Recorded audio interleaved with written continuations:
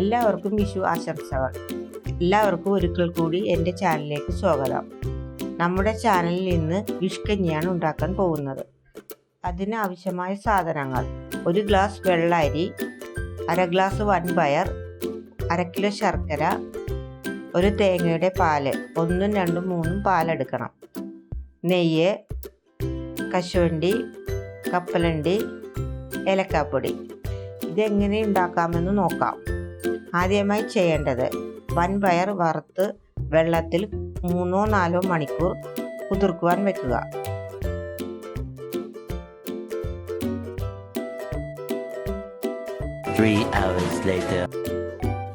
കുതിർത്തതിന് ശേഷം അരിയും പയറും നല്ലതുപോലെ കഴുകി കുക്കറിൽ 3-ാം പാൽ ഒഴിച്ച് വേവിക്കുക.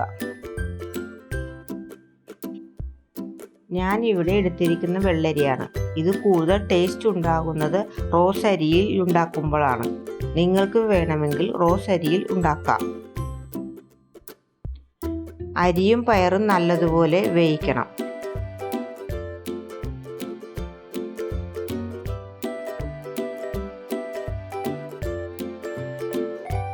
വെന്തതിന് ശേഷം ശർക്കരപ്പാനി ഒഴിക്കുക. ഇത് നല്ലതുപോലെ തിളച്ച് കുറുകി വരുന്നത് വരെ ഇളക്കണം.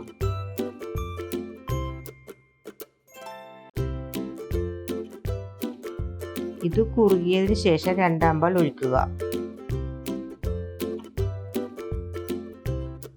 അത് കുറുകുന്നത് വരെ ഇളക്കണം. 2-ാം പാൽ കുറുകിയതിന് ശേഷം 1-ാം പാൽ ഒഴിക്കുക.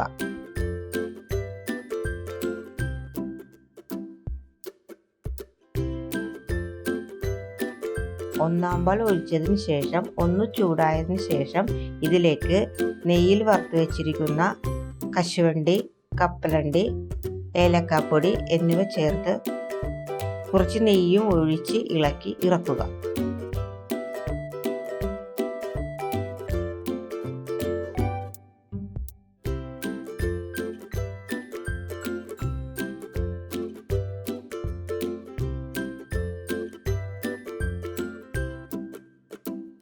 അങ്ങനെ നമ്മുടെ വിഷു കഞ്ഞി റെഡിയായിരിക്കുന്നു.